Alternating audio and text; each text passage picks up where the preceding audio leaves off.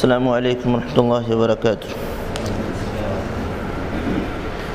ان الحمد للہ نحمده ونستعینه ونستغفره ونعوذ باللہ من شرور انفسنا ومن سیئات اعمالنا من يهده الله فلا مضل له ومن يضلل فلا هادي له واشهد ان لا اله الا الله وحده لا شريك له واشهد ان محمدا عبده ورسوله يا أيها الذين آمنوا اتقوا الله حق تقاته ولا تموتن إلا وأنتم مسلمون يا أيها الناس اتقوا ربكم الذي خلقكم من نفس واحدة وخلق منها زوجها وبث منهما رجالا كثيرا ونساء واتقوا الله الذي تساءلون به والأرحام إن الله كان عليكم رقيبا يا أيها الذين آمنوا اتقوا الله وقولوا قولا سديدا يصلح لكم أعمالكم ويغفر لكم ذنوبكم ومن يطع الله ورسوله فقد فاز فوزا عظيما أما بعد فأعوذ بالله من الشيطان الرجيم بسم الله الرحمن الرحيم والسابقون الأولون أولئك المقربون في جنات النعيم رب اشرح لي صدري ويسر لي أمري واحلل عقدة من لساني يفقهوا قولي رب زدني علما آمين۔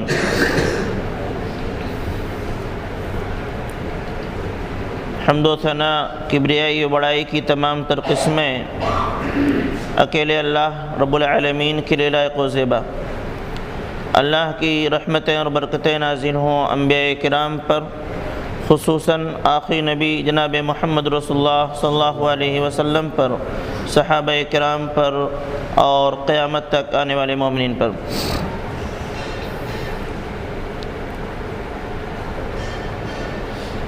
معزز حاضرین،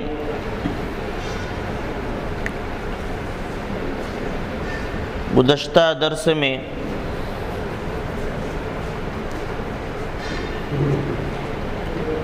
آپ نے سماعت فرمایا تھا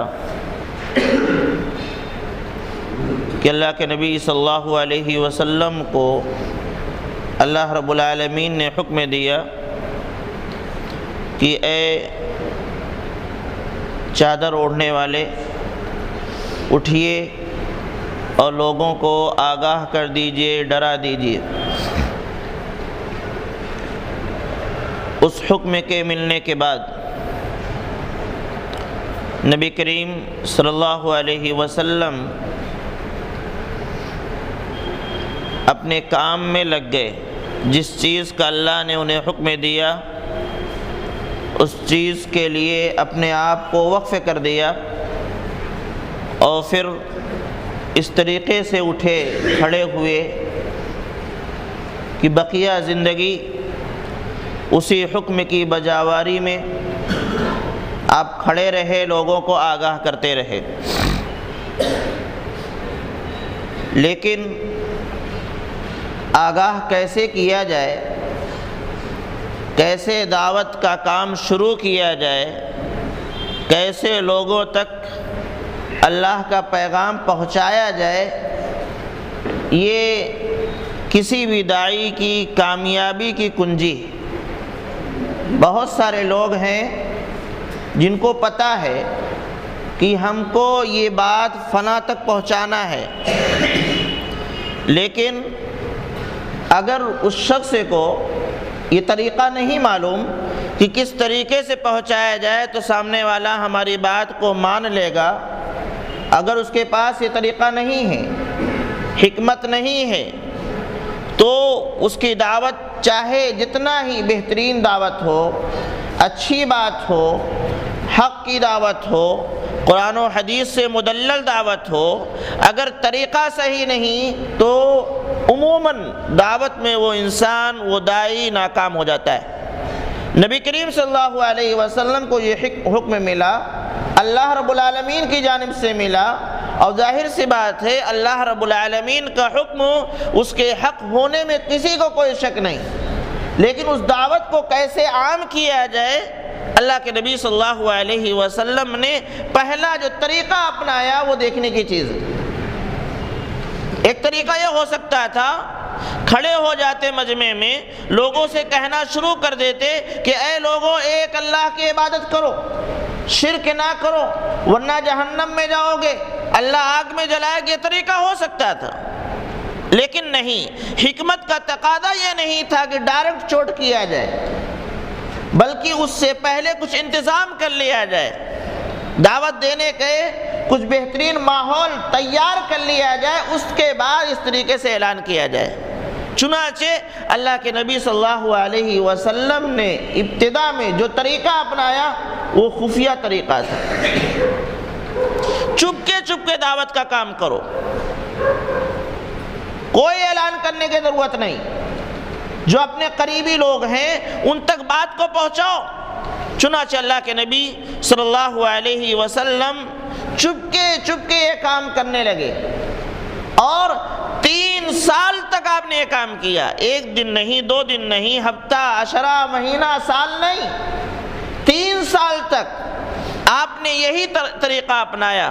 کیا کہ چھپ کر کے جو اپنے قریبی لوگ ہیں، یا وہ لوگ جو ہم سے مطمئن ہیں، یا وہ لوگ جو راز کی حفاظت کر سکتے ہیں، یا وہ لوگ جن کے بارے میں پتہ ہے کہ تھوڑا سا بتاؤ کہ قبول کر لیں گے، ان کے بعد جا کر کے چپکے دعوت کا کام کرنا شروع کر دیا آپ نے۔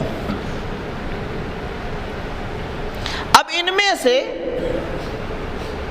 جن لوگوں نے سب سے پہلے دعوت کو قبول کیا، اللہ کے پیغام کو سب سے پہلے قبول کرنے کا شرف حاصل کیا، یہی وہ لوگ ہیں جن کو کہا جاتا ہے السابقون الاولون۔ سابقون سبقت کرنے والے، آگے بڑھنے والے، اولون پہلے پہل، السابقون الاولون پہلے پہل ایمان کی طرف سبقت کرنے والے لوگ، یا پہلے پہل نیکی کی طرف سبقت کرنے والے لوگ۔ یہ ہمیشہ رہا، ہر امت میں رہا، ہر نبی کے ساتھ یہ معاملہ ہوا، اور ہر نبی کی امت میں ایسے سابقون الاولون ہوئے ہیں، یعنی ان کی دعوت پر سب سے پہلے جنہوں نے لبیک کہا، قبول کیا، ان کو سابقون کہا گیا۔ ہر نبی کے یہاں تھا، چاہے موسیٰ ہو، عیسیٰ ہو، ابراہیم ہو، جتنے بھی انبیاء کرام علیہم السلام، سب کے یہاں یہ لوگ تھے۔ چنانچہ اللہ کے نبی صلی اللہ علیہ وسلم کے یہاں بھی ایسے لوگ ہوئے، اور ان کے جو مقام و مرتبہ ہے وہ بتلانے کی ضرورت نہیں۔ کوئی بھی تحریک ہو، کوئی بھی تنظیم ہو، جو ابتدا سے لوگ اس سے جڑتے ہیں، ان کا مقام و مرتبہ بلند ہوا کرتا ہے، اور ہمیشہ ان کی فضیلت کا خیال کیا جاتا ہے، ان کی باتوں کو نظر انداز نہیں کیا جاتا، اس پر غور کیا جاتا ہے۔ کیوں؟ کیونکہ شروع سے یہ لوگ شامل تھے، ان کا مقام و مرتبہ اتنا بلند ہوا کرتا ہے۔ تو چنانچہ اللہ کے نبی جناب محمد رسول اللہ صلی اللہ علیہ وسلم نے دعوت کا کام شروع کیا، قم فانذر پر عمل کرنا شروع کر دیا کہ کھڑے ہوئیے، ڈرائیے۔ آپ نے یہ کام شروع کیا، لیکن جو طریقہ اپنایا وہ اس وقت کے ماحول کے اعتبار سے یہی مناسب تھا کہ چپکے کام کیا جائے، ورنہ وہ شرک کا دور تھا، ورنہ وہاں طاغوت بتوں کی عبادت ہوا کرتی تھی، اور ان کا غلبہ تھا، ان کی اکثریت تھی، اور اسی میں کھڑے ہو کر کے اعلان کیا جاتا تو وہیں اس دعوت کو دبا دیا جاتا۔ لیکن اللہ کے نبی صلی اللہ علیہ وسلم نے وہ دبنے نہ پائے، اس سے پہلے جو طریقہ اپنایا وہ خفیہ دعوت کا تھا۔ تو سب سے پہلے جن لوگوں پر اللہ کے نبی صلی اللہ علیہ وسلم نے دعوت کو پیش کیا، یہ وہ لوگ تھے جو آپ کے قریبی تھے، جو آپ سے مطمئن تھے، جو آپ کے اخلاق سے، آپ کے کردار سے مطمئن تھے، اور آپ کو سچا جانتے تھے، آپ کی ہر بات پر عمل کرنے کو تیار تھے۔ ایسے لوگوں پر اللہ کے نبی صلی اللہ علیہ وسلم نے سب سے پہلے دعوت کا کام کیا، اور کمال یہ ہے کہ ان میں سے کسی نے انکار نہیں کیا۔ سب سے پہلے اما خدیجہ رضی اللہ تعالی عنہ، جو آپ کی شریک حیات، جو آپ کی بیوی تھیں، ان پر آپ نے دعوت پیش کی، اور آپ کو معلوم ہے کہ یہ وہ شخصیت ہے، وہ ذات گرامی ہے کہ جنہوں نے اللہ کے نبی صلی اللہ علیہ وسلم کو تسلی دیا تھا۔ یاد ہوگا پورا واقعہ کہ اللہ کے نبی صلی اللہ علیہ وسلم جب تشریف لائے غار حرا سے اقرا بسم ربک الذی خلق والی آیت کریمہ لے کر کے، تو آپ ڈرے ہوئے تھے، کانپ رہے تھے، اور آپ نے کہا تھا کہ مجھے اپنی جان پر خوف لاحق ہے، کہیں میں ہلاک نہ ہو جاؤں۔ تو یہی محترمہ تھیں، یہی پاک اور پاکیزہ نفوس تھیں جنہوں نے کہا تھا کہ اے اللہ کے نبی، اے محمد، اللہ کی قسم اللہ آپ کو ضائع نہیں کرے گا۔ کیوں؟ کیونکہ آپ کے یہ اخلاق ہے۔ معلوم یہ ہوا کہ آپ کے اخلاق سے آپ کی بیوی مطمئن تھی، اور جیسے اللہ کے نبی صلی اللہ علیہ وسلم نے دعوت دیا، انہوں نے سب سے پہلے اسلام کی دعوت کو قبول کیا۔ ان کو یہ شرف حاصل ہوا کہ اسلام سب سے پہلے جس نے قبول کیا وہ ایک عورت ذات۔ عورت کا مقام و مرتبہ یہاں سے لے کے جاؤ کہ اسلام کے اندر اگر پہلی ذات اللہ کے نبی جناب محمد رسول اللہ صلی اللہ علیہ وسلم کی ہے اسلام لانے کے اعتبار سے، تو دوسری ذات اگر کوئی ہے تو ایک عورت کی ذات ہے۔ یہاں پر بھی اللہ رب العالمین نے عورت کے مقام کو کم نہیں کیا، اس کی فضیلت کو کم نہیں کیا، اور دکھلا دیا کہ دوسری جو ذات گرامی ہوگی اسلام کو قبول کرنے کے اعتبار سے، اسلام کے قبولیت کا شرف حاصل کرنے کے اعتبار سے، سابقون الاولون میں سے، تو دوسرے نمبر پر اگر کوئی آئے گا تو اما خدیجہ رضی اللہ تعالیٰ عنہ، ایک عورت کی ذات۔ اور سنیے، سب سے پہلے اللہ کے نبی جناب محمد رسول اللہ صلی اللہ علیہ وسلم نے جنت کی بشارت اگر کسی کو دی ہے تو خدیجہ رضی اللہ تعالیٰ عنہ ہے۔ اللہ کے نبی صلی اللہ علیہ وسلم فرمایا کہ امرتو، مجھ کو حکم دیا گیا کہ ان ابشرہ، میں ان کو بشارت دے دوں، الجنہ، ایک ایسے جنت کی بشارت دوں جو ایک موتی کا محل ہے، ایک جنت میں ایک ایسے گھر کی بشارت دوں جو موتی کا محل ہے، اور اس کے اندر کوئی شور نہیں، کوئی گل نہیں، جیسے گولا سا مکان موتی کے مانند چمکتا ہوا خوبصورت، اور اس کے اندر یہ ان کا مکان جس میں کوئی شور گل نہیں، کوئی تکلیف و پریشانی نہیں۔ تو اسلام کے اندر اگر سب سے پہلے اللہ کے نبی صلی اللہ علیہ وسلم کے بعد کسی نے اسلام قبول کیا ہے تو اما خدیجہ اللہ تعالیٰ عنہ ہے، اور سب سے پہلے جنت کی بشارت اللہ کے نبی صلی اللہ علیہ وسلم کی زبان مبارک سے اللہ رب العالمین نے کسی کو دلایا ہے تو اما خدیجہ اللہ تعالیٰ عنہ ہے۔ ان کے اور بہت ساری فضیلتیں ہیں، یہ سب شخصیات ایسی شخصیتیں ہیں کہ ان پر مستقل ایک عنوان قائم کیا جائے کہ حضرت خدیجہ اللہ تعالیٰ عنہ کی فضیلت، حضرت ابوبکر کی فضیلت، حضرت زید کی فضیلت، حضرت علی کی فضیلت الگ الگ قائم کرنے کی ضرورت ہے۔ لیکن یہاں اشارتاً کہ سب سے پہلے اللہ کے نبی صلی اللہ علیہ وسلم جنت کی بشارت اگر کسی کو دی ہے تو خدیجہ اللہ تعالیٰ عنہ ہے، اور یہ وہ ذات گرامی ہیں جن کو اللہ رب العالمین نے سلام کہلوایا تھا۔ انشاءاللہ بات کبھی آئے گی ان کی فضیلت پر کہ حضرت جبرائیل آئے اور کہا تھا کہ جو ہے خدیجہ کو سلام کہہ دیجئے گا۔ اللہ رب العالمین نے کہا ہے کہ میری جانب سے خدیجہ کو سلام کہہ دینا، ان کا یہ مقام و مرتبہ ہے۔ دوسری ذات گرامی حضرت علی رضی اللہ تعالیٰ عنہ ہیں، جو نبی کریم صلی اللہ علیہ وسلم کے سائے تلے پل رہے تھے، یعنی ان کی تربیت نبی کریم صلی اللہ علیہ وسلم کر رہے تھے۔ معاملہ یہ تھا کہ حضرت ابو طالب جو آپ کے چچا تھے، وہ کثیر الاولاد تھے، ان کی اولاد بہت زیادہ تھی، تو اللہ کے نبی صلی اللہ علیہ وسلم نے حضرت علی کو اپنے ساتھ لے لیا تھا کہ ان کی تربیت ہم کریں گے تاکہ حضرت ابو طالب سے کچھ بوجھ ہلکا ہو جائے۔ چنانچہ حضرت علی اللہ تعالیٰ عنہ اپنے اللہ کے نبی صلی اللہ علیہ وسلم کے ساتھ رہنے لگے، اور آپ کے سائے میں ان کی تربیت ہو رہی تھی۔ اللہ کے نبی صلی اللہ علیہ وسلم نے سب سے پہلے جب ان پر اسلام پیش کیا، انہوں نے فوراً قبول کیا۔ یہ دوسری شخصیت ہے جو اسلام کو قبول کرنے والی تھی، حضرت خدیجہ، اور اس کے بعد حضرت علی۔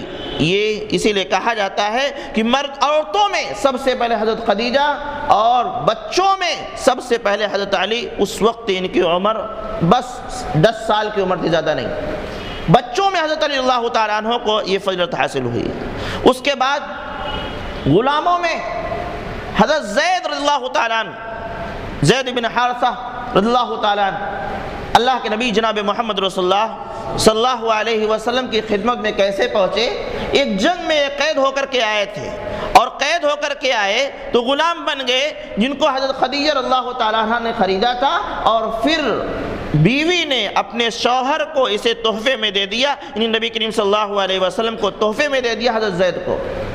چنانچہ ایک موقع پر ان کے گھرانے کے لوگ، حضرت زید کے گھرانے کے لوگ، ان کے والد ان کے چچا آئے ڈھونڈتے ڈھونڈتے، پتہ چلا مکے میں ہیں اور پہنچ بھی گئے، اور جب ملاقات ہوئی تو لے جانا چاہا۔ اللہ کے نبی جناب محمد رسول اللہ صلی اللہ علیہ وسلم نے ان کو اختیار دیا کہ اگر چاہو ان شئت فاقم عندی، اگر چاہو تو میرے پاس ٹھہرو، اور اگر چاہو تو فانطلق مع ابیک، تو اپنے والد صاحب کے ساتھ چلے جاؤ اپنے علاقے میں۔ لیکن انہوں نے جو اختیار کیا، اللہ کے نبی جناب محمد رسول اللہ صلی اللہ علیہ وسلم کی سایہ عاطفت میں جو کچھ محسوس کیا تھا، جو آپ کی شخصیت کے اندر انہوں نے دیکھا تھا، جو آپ کی شفقت کا انہوں نے اپنے آنکھوں سے دیکھا تھا، وہ تمام تر چیزوں کو دیکھ کر کے اپنے باپ کو ٹھکرایا، اپنے چچا کو ٹھکرایا، اپنے گھرانے کو، اپنے وطن کو ٹھکرایا، اور کہا نہیں، میں آپ کے ساتھ قیام کرنا چاہتا ہوں۔ ان کا یہ غلام تھے، اور انہوں نے اپنے باپ کو، اپنے وطن کو، اپنے چچا کو، سب کو ٹھکرا کر کے نبی کریم صلی اللہ علیہ وسلم کی ذات کو اپنایا تھا۔ چنانچہ اللہ رب العالمین نے بھی ان کو منتخب فرما لیا کہ جو جب کبھی تذکرہ ہوگا کہ سب سے پہلے اسلام کون قبول کیا، تو اس میں سے ایک غلام کا بھی نام آئے گا جو حضرت زید تھے۔ اللہ کے نبی جناب محمد رسول اللہ صلی اللہ علیہ وسلم نے ان کو آزاد کر دیا تھا اور اپنا متبنہ بنا لیا تھا۔ متبنہ کیا ہوتا ہے؟ منہ بولا بیٹا۔ جیسے کسی کو کوئی اولاد نہ ہو، کسی کو لے لو، کہے تم میرے بیٹے ہو، تم میرے بیٹی ہو، اس کو گیا متبنہ۔ اللہ کے نبی صلی اللہ علیہ وسلم ان کو آزاد کیا اور اس کے بعد ان کو اپنا متبنہ بنا لیا، یعنی تم میرے بیٹے ہو۔ اسی لیے مکہ میں ان کو محمد بن زید بن حارثہ نہیں، زید بن محمد کہا جانے لگا تھا۔ ان کے والد کا نام حارثہ تھا، لیکن چونکہ نبی کریم صلی اللہ علیہ وسلم نے متبنہ بنایا تو بعد میں لوگوں نے ان کو زید بن حارثہ نہ کہہ کر کے زید بن محمد کہنا شروع کر دیا تھا۔ لیکن بعد میں جب قرآن کریم کی آیت کریمہ نازل ہوئی تو دوبارہ لوگوں نے پھر زید بن حارثہ کہنا۔ تو یہ تیسرے شخص تھے جو غلام تھے، اور غلاموں میں سب سے پہلے جس نے اسلام قبول کیا وہ حضرت زید بن حارثہ رضی اللہ تعالی عنہ۔ اس کے بعد ایک عظیم الشان شخصیت ابو بکر صدیق رضی اللہ تعالی عنہ، جو اللہ کے نبی صلی اللہ علیہ وسلم کے پہلے بھی دوست تھے اور بعد میں بھی دوستی کا انہوں نے حق ادا کیا، ساتھ میں تجارت بھی کیا، رہن سہن مکہ میں اللہ کے نبی صلی اللہ علیہ وسلم سے 2 سال چھوٹے تھے، لیکن دوستی تھی، یاری تھی، اور نبی کریم صلی اللہ علیہ وسلم کو انہوں نے پرکھا تھا، جانچا تھا۔ اللہ کے نبی صلی اللہ علیہ وسلم نے جب ان پر اسلام کو پیش کیا، بلا تردد، بلا شک و شبہ، بلا کچھ سوچے فوراً ایمان قبول کیا۔ اسی لیے اللہ کے نبی صلی اللہ علیہ وسلم نے ایک موقع پر حضرت عمر سے کہا تھا، ایک موقع پر کوئی بات تھی جس میں حضرت عمر نے کچھ کہا تھا، اس موقع پر اللہ کے نبی نے کہا تھا حضرت عمر صدیق کی شخصیت وہ شخصیت ہے کہ جب بھی میں نے لوگوں پر اسلام پیش کیا، بلکہ یہ آپ نے فرمایا کہ جب میں نے تم لوگوں پر اسلام قبول کیا تو تم لوگوں نے کہہ دیا کہ کذبتا، یہ جھوٹا آدمی ہے۔ جب میں نے اسلام قبول کیا، پیش کیا تم لوگوں پر، تو تمام کے تمام لوگوں نے کہہ دیا کذبتا، تم جھوٹ بول رہے ہو۔ لیکن صدیق کے سامنے جب پیش کیا، کہا صدقہ، یہ سچ بول رہے ہیں۔ یعنی حضرت ابو بکر صدیق رضی اللہ تعالی عنہ نے بالکل تردد، شک و شبہ، سوچ وچار کچھ نہیں، اللہ کے نبی صلی اللہ علیہ وسلم کی ذات گرامی پر اتنا اعتماد، اور ساری زندگی جو انہوں نے جانچا تھا، پرکھا تھا، اس کا نتیجہ یہ نکلا، یہ جان لیا کہ یہ محمد جھوٹ نہیں بول سکتے اور پھر دوست سے کوئی دھوکہ نہیں دے سکتے۔ چنانچہ جیسے ہی پیش کیا بلا تردد قبول فرمایا۔ اسی لیے جب ان کو خلیفہ بنایا گیا تھا اور پہلا خطبہ انہوں نے دیا تھا تو بہت ساری باتیں انہوں نے کہی، اس میں ایک بات انہوں نے یہ بھی کہی تھی کہ لوگوں، میرا مقام و مرتبہ جو ہے تمہیں معلوم ہے، کیا میں سب سے پہلے اسلام قبول کرنے والا نہیں؟ لوگوں نے، تمام کے تمام مجمع کے لوگوں نے گواہی دی کہ یقیناً سب سے پہلے آپ اسلام قبول کرنے والے ہیں۔ تو معلوم یہ ہوا کہ ابو بکر صدیق رضی اللہ تعالی عنہ مردوں میں سب سے پہلے اسلام قبول کرنے والے ہیں۔ یہ 4 شخصیتوں کا تذکرہ آتا ہے جو سب سے پہلے اسلام قبول کرنے والے. عورتوں میں حضرت خدیجہ رضی اللہ تعالیٰ عنہ، بچوں میں حضرت علی، اور غلاموں میں حضرت زید بن حارثہ، اور مردوں میں بڑوں میں حضرت ابوبکر صدیق رضی اللہ تعالیٰ عنہ. یہ 4 شخصیتیں ایسی جو سب سے پہلے اسلام قبول کرنے والی. اور ایک اور ہے جن کے بارے میں کہا جاتا ہے کہ وہ بھی سب سے پہلے اسلام قبول کیے، وہ ہیں ورقہ بن نوفل. ورقہ بن نوفل کا نام آپ نے سنا ہوگا کہ حضرت خدیجہ اللہ تعالیٰ عنہ کے پاس نبی کریم صلی اللہ علیہ وسلم جب آئے غار حرا سے تو آپ گھبرائے ہوئے تھے، پریشان حال تھے. تو انہوں نے تسلی دینے کے بعد آپ کو لے کر کے اپنے چچزاد بھائی ورقہ بن نوفل کے پاس آئی تھی. تو انہوں نے اس موقع پہ کہا تھا کہ یہ تو وہی فرشتہ ہے جو موسیٰ پر آیا کرتا تھا، اور مجھے ڈر ہے کاش کہ میں اس وقت زندہ رہتا تو میں آپ کی مدد کرتا جب قوم کے لوگ آپ کو نکال دیں گے. یعنی اس وقت انہوں نے یہ بات کہہ دی تھی کہ اگر میں حیات رہا تو آپ کی مدد کروں گا. یعنی آپ کو انہوں نے سچا جانا اور مانا کہ جبرائیل ہی لے کر کے آئے ہیں خبر، کوئی غیر نہیں، لہذا جو خبر آئی وہ سچی ہے. آپ کو نبی کہا تو آپ سچے، انہوں نے اقرار کیا تھا. اللہ کے نبی جناب محمد رسول اللہ صلی اللہ علیہ وسلم نے بیان فرمایا ان کے بارے میں، لا تسبوا ورقہ، ورقہ کو برا بھلا مت کہو، اس لیے کہ میں نے ان کے لیے جنت دیکھی ہے. میں نے ان کے لیے جنت دیکھی. یہ بشارت نبی کریم صلی اللہ علیہ وسلم کی کہ یہ جنتی ہیں. اسی طریقے سے ایک اور روایت میں کہ اللہ کے نبی صلی اللہ علیہ وسلم نے فرمایا کہ میں نے ان کو دیکھا سفید کپڑے میں ہیں، اور پھر فرمایا لو کان من اہل النار، اگر یہ جہنمیوں میں سے ہوتے تو ان کے اوپر سفید کپڑا نہ ہوتا. معلوم یہ ہوا کہ یہ جنتی ہیں سفید کپڑا. اور دوسری روایت میں کہ آپ صراحت کے ساتھ آپ نے فرمایا کہ ان کے لیے میں نے جنت دیکھی. لیکن تمام بہت سارے لوگوں نے ان کے بارے میں لکھا کہ یہ بھی سابقون الاولون میں سے تھے، یہ بھی اسلام قبول کیے تھے. لیکن جو صحیح بات سامنے آتی وہ یہ ہے، اس کو غور کرنے کی ضرورت ہے کہ یہ جس وقت ان کا انتقال ہوا اس وقت وہ سچے مذہب پر تھے. اللہ کے نبی جناب محمد رسول اللہ صلی اللہ علیہ وسلم کے سلسلے میں انہوں نے اقرار تو کیا کہ جو نبی آئے، جو فرشتہ آیا وہ وہی فرشتہ جو موسیٰ علیہ السلام پر آیا تھا، یعنی جبرائیل ہی آئے اور وہ سچی خبر لے کر کے آئے اور آپ کے ساتھ ایسا ہونے والا ہے، اور آپ اگر میں باحیات رہا تو میں آپ کی مدد کروں. انہوں نے یہ بات کہی. لیکن اس وقت اللہ کے نبی صلی اللہ علیہ وسلم نے ان پر اسلام کو پیش نہیں کیا تھا. آپ نے اپنا واقعہ بیان کیا تھا، ایسا ہوا، انہوں نے تصدیق کیا تھا، لیکن آپ نے ان کو ایمان لانے کو کہا نہیں تھا. اس موقع پر جس مذہب پر تھے وہ عیسائی مذہب پر تھے، اور نبی کریم صلی اللہ علیہ وسلم کی بعثت سے پہلے جو مذہب سچا مذہب تھا وہ عیسائی مذہب تھا، اور یہ اس پر تھے. لہذا ممکن ہے اس مذہب پر مرنے کی وجہ سے، انتقال کرنے کی وجہ سے ان کو اللہ رب العالمین نے جنت نصیب فرمایا ہو. وہی اللہ کے نبی صلی اللہ علیہ وسلم نے کہا کہ میں نے ان کے لیے جنت دیکھی ہے. تو اس سچے مذہب پر انتقال کرنے کی وجہ سے اللہ رب العالمین نے ان کو جنت دی. اور دوسری روایت میں آپ نے یہ بھی وضاحت فرمایا کہ یبعث یوم القیامت امۃ واحدہ، کہ قیامت کے دن یہ ایک امت کی شکل میں اٹھیں گے، ایک امت کی شکل میں اٹھائے جائیں گے. اسی حدیث سے میں نے یہ بات رکھی ہے کہ یہ مسلمان ہو کر نہیں بلکہ پچھلے مذہب پر جو سچا مذہب تھا اس وقت اس پر ان کا انتقال ہوا. ورنہ اللہ کے نبی صلی اللہ علیہ وسلم ان کے بارے میں یہ نہ کہتے کہ یہ ایک امت بن کر اٹھیں گے. کیوں؟ اس بنیاد پر کہ اس امت میں پھر اللہ کے نبی صلی اللہ علیہ وسلم کی تو امت ہے. اگر یہ اللہ کے نبی کو امتی ہیں تو الگ سے امت بن کے نہیں اٹھیں گے. اللہ کے نبی صلی اللہ علیہ وسلم کے ساتھ امت محمدیہ میں ان کا شمار ہوگا. اس حیثیت سے تو میں اسی سے یہ استدلال کرنا چاہتا ہوں کہ یہ گرچہ اللہ کے نبی صلی اللہ علیہ وسلم کو انہوں نے اقرار کیا تھا، لیکن اللہ کے نبی صلی اللہ علیہ وسلم نے ان کو ایمان لانے کے لیے نہیں کہا. یہ اپنے عیسائی مذہب پر انتقال کیے اور اس وقت جو مذہب تھا وہ سچا مذہب تھا، لہذا وہ جنتی ہیں جیسا کہ اللہ کے نبی صلی اللہ علیہ وسلم نے بشارت دی. تو یہ 4 شخصیتیں، ورقہ بن نوفل کو ہم چھوڑ کر کے 4 شخصیتیں ایسی ہیں جن کو السابقون الاولون کہا گیا.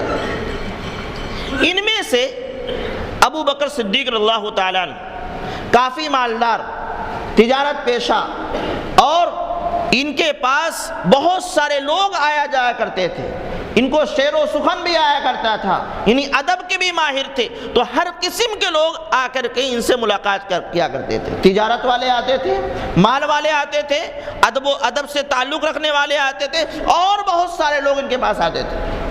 انہوں نے کیا کیا کہ وہ جتنے لوگ آتے تھے ان میں سے دیکھتے تھے کون ہماری بات کو سمجھ سکتا ہے اور اس کو راز رکھ سکتا ہے، اور جس کے بارے میں یہ دیکھتے کہ وہ اس بات کی حفاظت کرے گا اور بات کو مان لے گا، اس کے سامنے چپکے سے ایمان کی دعوت دیا کرتے تھے۔ ان کی کوششوں سے ایک بڑی تعداد اسی وقت اسلام قبول کی جب خفیہ دعوت چل رہی تھی۔ ایک طرف اللہ کے نبی صلی اللہ علیہ وسلم دعوت کا کام کر رہے ہیں، اور دوسری طرف ابوبکر صدیق رضی اللہ تعالی عنہ دعوت کا کام کر رہے ہیں۔ اب اس میں ان کی کوششوں سے جو لوگ اسلام قبول کیے، اس میں بڑی بڑی شخصیتیں ہیں۔ تیسرے خلیفہ کا نام عثمان بن عفان اللہ تعالیٰ عنہ، حضرت ابوبکر صدیق اللہ تعالیٰ عنہ کی کوشش سے اسلام قبول کیے۔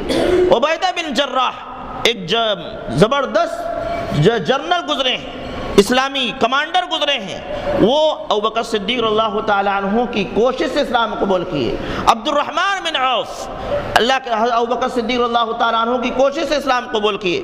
طلحہ بن عبید اللہ حضرت ابوبکر صدیق اللہ تعالیٰ عنہ کی کوشش سے قبول کیے۔ ارقم بن ابی الارقم، یہ جن کے گھر میں نبی کریم صلی اللہ علیہ وسلم چھپ کر کے دعوت کا کام کیا کرتے تھے، پڑھتے پڑھاتے تھے، یہ بھی انہی کی دعوت سے، ابوبکر صدیق اللہ تعالیٰ عنہ کی دعوت سے اسلام قبول کیے۔ تو یہ تمام تر لوگ ابوبکر صدیق اللہ تعالیٰ عنہ کی کوشش سے اسلام قبول کر رہے ہیں۔ اللہ کے نبی صلی اللہ علیہ وسلم نے شروع میں 4 کے سامنے پیش کیا، وہ اسلام قبول کیے، اور پھر اس کے بعد ابوبکر نے دعوت کا کام کیا، تو اتنے لوگ اسلام قبول کیے۔ اور غلاموں میں ایک بڑی تعداد ہے، حضرت بلال اللہ تعالیٰ عنہ، حضرت صہیب اللہ تعالیٰ عنہ، حضرت عمار، حضرت یاسر اور ان کی والدہ حضرت سمیہ اللہ تعالیٰ عنہ، یہ تمام کے تمام اسی وقت اسلام قبول کیے۔ اتنے لوگ، بعض مفسرین نے بہت تفصیل کے ساتھ پورا نام شمار کرایا ہے، تقریباً 40 سے لے کر 50 کے درمیان لوگوں نے اسلام قبول کیا شروع میں۔ میں یہاں پر یہ بات رکھنا چاہتا ہوں، ہم اور آپ کو یہ سوچنا چاہیے کہ بہت سارے لوگ ہم پر یہ اعتراض کرتے ہیں، اسلام پر اعتراض کرتے ہیں کہ اسلام تلوار کے زور سے پھیلا ہے، اسلام زبردستی پھیلایا گیا ہے، اسلام کو زبردستی منوایا گیا ہے۔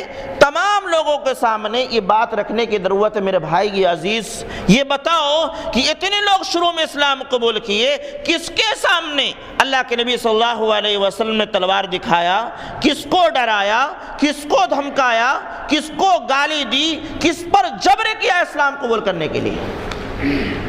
جتنے لوگ شمار کیا گیا، کوئی ایسا جس پر اللہ کے نبی صلی اللہ علیہ وسلم نے جبر کیا ہو؟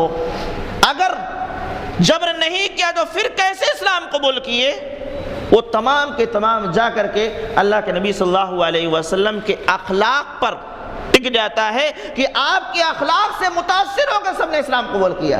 حضرت خدیجہ کے بارے میں معلوم ہے، انہوں نے کیا کہا تھا کہ اللہ آپ کو اس لیے ہلاک نہیں کرے گا کیونکہ آپ کے اندر یہ اخلاق حسنہ پائے جاتے ہیں۔ لہذا معلوم ہوا وہ اس قدر مطمئن تھی آپ کے ذات گرامی سے کہ آپ پر اللہ عذاب نہیں بھیجے گا۔ جو ذات آپ سے اتنا مطمئن ہو، اس کو دبانے کی ضرورت نہیں، اس پر جبر کرنے کی ضرورت نہیں، اس کو ڈرانے کی ضرورت نہیں، اس پر پیش کے اسلام قبول کر لیں۔ ابو بکر صدیق اللہ تعالیٰ عنہ ایک آواز میں اسلام قبول کرنے والے کہاں؟ حضرت زید بن حارثہ رضی اللہ تعالیٰ عنہ کہاں آپ نے ان پر جبر کیا، کہاں ظلم کیا؟ اور یہ تو وہ ہیں جو آپ کے اسیر ہو کر کے اپنے باپ کو، اپنے چچا کو، اپنے گھر بار کو چھوڑ دیا۔ یہاں زبردستی کہاں ہے؟ تو میرے بھائیوں، اس طرح آپ پیغام دے سکتے ہو، بتا سکتے ہو کہ یہ اسلام جو پھیلا ہے وہ تلوار کے دور پر نہیں، وہ زبردستی نہیں منوایا گیا، جبر نہیں کیا گیا، کسی کو ڈرایا دھمکایا نہیں گیا، بلکہ اپنی دعوت کو رکھا گیا، پیش کیا گیا، حکمت کے ساتھ بتایا گیا، لوگ مانتے چلے گئے، اسلام کو قبول کرتے چلے گئے۔ اور ایک بات اور، کچھ لوگ ایسے تھے جو پہلے ہی سے شرک سے بیزار تھے۔ وہ مکہ کی زندگی آپ نے سنا اس سے پہلے حنفاء کے بارے میں کہ ایک بڑا طبقہ ایسا تھا جو شرک سے نفرت کرنے لگ گیا تھا، اس کو حق کی تلاش تھی، اور جیسے پتہ چلا کہ ایک ایسی دعوت ابھری ہے جس میں شرک کی انکار ہے، شرک کی تردید ہے، اور اکیلے اللہ واحد کی عبادت کا حکم دیا جا رہا ہے، تو یہ تمام لوگ پہلے سے انتظار میں تھے، اور جیسے دعوت ملی فوراً قبول کرنا شروع کر دیا۔ کوئی جبر نہیں، کوئی ظلم نہیں، کوئی زبردستی نہیں۔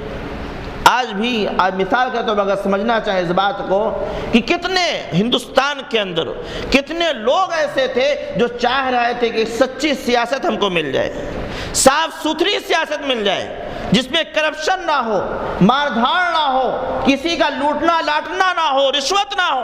لوگ انتظار میں تھے لیکن مل نہیں رہا تھا، جہاں ملا فوراً قبول کیا اور اس کے ساتھ ہو گئے۔ میرا اشارہ آپ سمجھ گئے ہوں گے۔